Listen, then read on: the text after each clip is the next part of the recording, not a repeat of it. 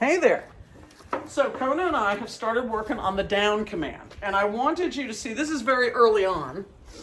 She has not by any stretch mastered it. This is her first real workout with it. But what I wanted you to see was how differently I teach her versus Bentley. They are very different, as you know, personalities, different motivations, different learning styles, just like humans. So with Bentley, I was doing more stepping on the leash and giving him leash pressure to show him to go down to the ground. I was also able to interact with Bentley because of his size with just a bend at the waist, right? To give him treats or reward him or pull the leash. But with her, because she's smaller, I'm elevating her because I want to avoid what we always do with smaller dogs, which is we bend down and we go back up and we bend down and we go back up. So our body language to them says play. So with a smaller dog, I like to elevate them. I'll do it with big dogs too, but it's not as important. So with smaller dogs like her, I elevate her so that as I'm giving her commands and hand signals, my body doesn't have to move as much, as you will see. Now, she has assumed the down position. We've done it enough times so that I know that she understands the command. She has hardly mastered it. But what you're going to see is, because of the way her brain works, she likes a challenge in a game. So what I'm going to do is put her through 3 positions. Sit, stand, down. Sit, stand, down. And I might mix them up a little bit. Stand has no real value in your life, but for practice drills like this, it splits up the sit and the down. Because I don't like to say sit and down in that order, because I don't want her to learn that sit and down are the same thing. So you'll see that I say stand, but it's really just to disrupt the order of things. Now, you'll notice hand signals. I have treats in my hand. I have treats in my hand right now. Sit. So palm up, sit.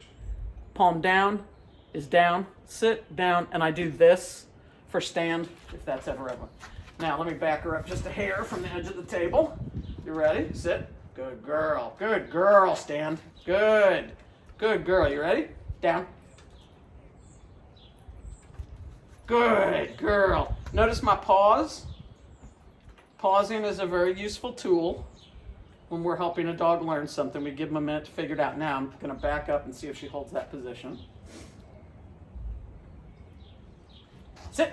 Good girl. Good girl. Stand. Good baby. I'll back her up away from the edge and down. Yes. Good. And you can see her chewing on my treats while they're in my hand. That's perfectly fine. What I want to do is just motivate her and build, in her case, build the excitement a little bit, which is different than what I did with her brother, because for him, I needed him to chill out and listen to me. He's much more stubborn.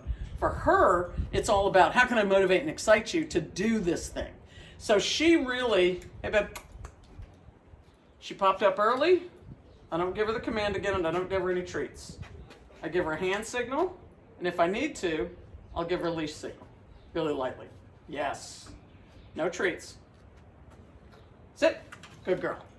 So as I was saying, she learns with this sort of quick, almost agility kind of a pace, right? Back you up a little bit. And stand. Good. Good girl. You ready? You good girl? Now, she's sad of her own doing. That's fine. Down. There are no treats in this hand right now. Down. So I give her a little leash cue. She knows what it means. But now she's saying no treats, no deal. So I'm saying, oh yeah, no treats. You're going down anyway. And then she gets a treat. So I mix it up. She doesn't always get to. Good girl. Sit. Good girl. Good. Stand. Good girl. Yes, a baby. Yes, a baby. So sometimes now at this point in her learning, I'll have a treat in this hand and other times I won't. So that she gets to see that this is not all about that. Here we go. This is an empty hand again. You ready? Back up a little bit. There you go. You ready? Down. Ah, that time she did it with no treats in the hand. Good girl. Because she's crazy smart. And she's getting better on leash too. She's a mad puller, but she's getting better. Good girl. Proofer. Ah. Popped up early. So I give her the sign. Maybe a little leash. Good. Good. She's still ready to spring. You can see it. She's in the jackrabbit position. but that's sometimes just her personality. So every time she pops up early, I want you to notice that I don't get frustrated with her. Because every time she pops up early, that is the teachable moment. When she does it right all the time, she doesn't really learn as much as if she makes a mistake and then I show her, that was a mistake. So right here. So this is keeping her down for a pretty long time, given her stage. You can see she's got ants in her pants as usual. So I grab the leash. That's what the leash is for, to say get back over here, because something has attracted her. And I'm doing it outside also with distraction, which is nice. Hey. So you see how I lost her there for a second? Mentally lost her. So I'm going to bring her back to me. No correction, no punishment. I'm just showing her. So this patience is imperative. Imperative. I'm teaching her. This is not a you do it or you get corrected kind of a thing. She makes a mistake like that, I just wait her out. And her brain got really excited over some smell. Here we go again.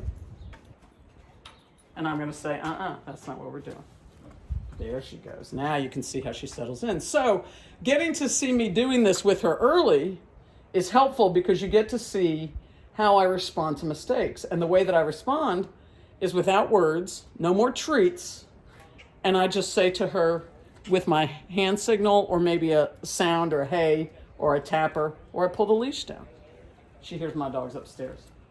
Good girl. That was good. Yes, very good girl. So that was excellent. Sit.